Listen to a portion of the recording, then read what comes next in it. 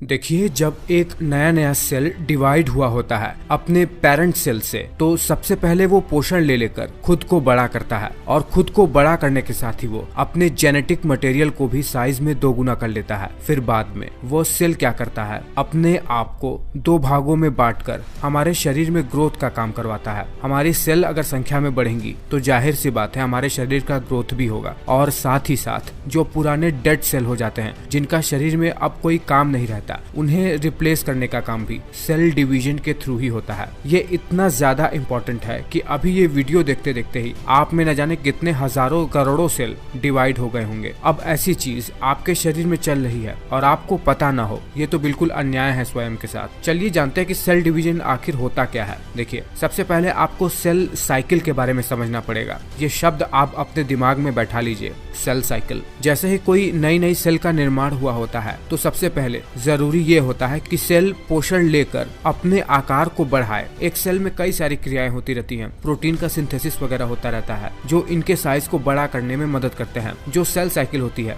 वो दो भागों में बटी हुई होती है। एक वो जब सेल अपने आप को पोषण देकर अपना साइज बड़ा करती है और दोबारा से डिवीजन के थ्रू दो सेल में बटने की तैयारी करती है, इसे इंटरफेस कहते हैं। और सेल साइकिल का दूसरा भाग होता है माइटोसिस। जब शरीर में गैमेट सेल जैसे स्पर्म और एग के अलावा बाकी के शरीर सेल, जिन्हें सोमैटिक सेल्स कहते हैं, अपना डिवीजन करके अपनी संख्या को बढ़ाते हैं। आपको बता दें कि हमारे शरीर में गैमेट सेल यानी सेक्स सेल के अलावा जो भी सेल्स होती हैं उन्हें सोमैटिक सेल्स कहते हैं। देखिए, ये जो इंटरफेस होता है जिसमें सेल अपने आप को पोषण देकर आकार में बड़ा करती है, वो तीन भागों में बटा हुआ होता है। G1 फेज, जिसे गैप 1 फेज या ग्रोथ 1 फेज के नाम से भी जानते हैं। S फेज, जिसे सिंथेसिस फेज भी कहते हैं। G2 फेज, जिसे गैप 2 या ग्रोथ 2 फेज के नाम से भी जानते हैं। और ये पूरी सेल साइकिल लगभग 24 घंटे की होती है। कुछ स्पेशल किस्म के सेल्स होते हैं जो एक बार स्टेम सेल से डिफरेंशिएट होने के बाद दोबारा से कभी भी सेल डिवीजन नहीं करते हैं। ये G0 फेज में ही रहते हैं। जैसे न्यूरॉन, एक न्यूरॉन स्टेम सेल से डिफरेंशिएट हुआ, वो जीवन भर आपके दिमाग में डिवीजन के पर्सपेक्टिव से साइलेंट रहेगा। कभी भी न्यूरॉन डिवीजन के थ्रू एक दूसरे न्यूरॉन का निर्माण नहीं करेगा। और हार्ट सेल भी इसी तरीके से ही होती है। मसल सेल भी G0 फेज में ही रहती है। इन सभी सेल को क्विसेंट सेल के नाम से जानते हैं। चलिए अब जानते हैं कि हमारे सोमैटिक सेल्स जो सेल साइकिल के प्रोसेस को फॉलो करते हैं वो कैसे काम करते हैं।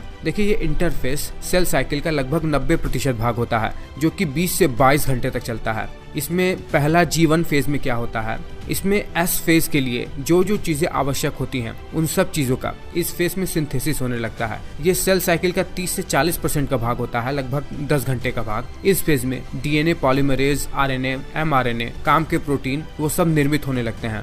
यानी ये फेज मेटाबॉलिकली बहुत ही ज्यादा एक्टिव फेज है। देखिए, G1 फेज के बाद सेल साइकिल अपने दूसरी फेज में पहुंचता है, जिसमें दूसरे फेज में पहुंचने से पहले इसमें पहले वाले फेज को एक चेक पॉइंट के थ्रू ये साबित करना होता है कि जो चीजें इस फेज में हुई हैं वो सब चीजें ठीक से हुई हैं कि भी नहीं। एक स्पेशल किस्म का प्रोटीन होता है, साइक्लिन डिपेंडेंट काइनेज प्रोटीन। ये क्या करता है, ये एक चेक पॉइंट की तरह होता है और ये वो सब चीजें चेक करता है। अगर सब चीजें सही से हुआ है तब ये प्रोटीन G1 फेज को आगे S फेज में प्रोसेस होने के लिए आगे बढ़ा देता है और ये वाला प्रोटीन यानी चेक पॉइंट का प्रोटीन डिस्ट्रॉय हो जाता है। S फेज में क्या होता है, DNA कंटेंट जो कि सेल के अंदर क्रोमेटिन के रूप में फैला हुआ है वो अपनी संख्या बढ़ाने लगता है, यानी DNA रेप्लिकेट होने लगता है। जो एंजाइम सिंथेसाइज हुए थे जो DNA रेप्लिकेशन में मदद करते हैं वो सब DNA को रेप्लिकेट करना शुरू कर देते हैं। साथ ही साथ जिस प्रोटीन के ऊपर DNA रैप रहता है यानी बंधा हुआ रहता है, हिस्टोन प्रोटीन, वो भी इस फेज में बनना शुरू हो जाते हैं। और सेल का एक बहुत ही इंपॉर्टेंट ऑर्गेनेल सेंट्रोसोम जो कि क्रोमोसोम के डिवीजन में मदद करता है, वो भी अब अपनी संख्या 1 से 2 करने लगता है रेप्लिकेट होकर। ये S फेज हमारे पूरे सेल साइकिल का लगभग 30 से 50% का भाग होता है, लगभग 10 से 12 घंटे का। इसके बाद एक और check point SG2 check point इस प्रोसेस को चेक करके सेल साइकिल के तीसरे फेज को आगे बढ़ाता है। ये चेक पॉइंट का जो प्रोटीन होता है दरअसल DNA में जो रेप्लिकेशन हुआ है वो चेक करता है कि ये रेप्लिकेशन सही से हुआ है कि नहीं। इसके बाद अगला फेज चालू होता है जो कि होता है G2 फेज यानी गैप 2 फेज या ग्रोथ 2 फेज। ये G2 फेज लगभग 10 से 20 20% भाग होता है पूरे के पूरे सेल साइकिल का, लगभग 2 घंटे का। और इसमें क्या होता है, इसमें काम के प्रोटीन का सिंथेसिस होता है, साथ ही साथ माइटोकॉन्ड्रिया भी डिवाइड होकर कई सारी संख्या में बढ़ जाती हैं। अगर प्लांट सेल है तो क्लोरोप्लास्ट बहुत ज्यादा डिवाइड होकर बहुत सारे बन जाएंगे। इसमें बहुत सारे एटीपी का सिंथेसिस होता है ताकि सेल डिवीजन के समय बहुत ही हैवी मात्रा में इस्तेमाल होने वाले एटीपी की आपूर्ति की जा सके। और इन सब के बाद हमारे सेल साइकिल का सबसे आखिरी स्टेज आता है जिसे एम फेज कहते हैं, यानी माइटोसिस का फेज। माइटोटिक फेज भी 2 फेजेस में जाकर बढ़ जाता है। एक होता है कैरियोकाइनेसिस, जहां कैरियोन का मतलब न्यूक्लियस से है और काइनेसिस का मतलब अलग होना, और दूसरा होता है साइटोकाइनेसिस, जिसमें साइटोप्लाज्म अलग होता है किसी सेल के डिवीजन के समय। एक काम करते हैं, इस बात को यानी इस एम फेज को हम ढंग से अगली वीडियो में समझ लेते हैं, ये माइटोसिस का फेज आखिर काम कैसे करता है। तब तक आप इस सेल साइकिल वाले वीडियो पर अपनी प्रतिक्रिया जरूर दीजिएगा।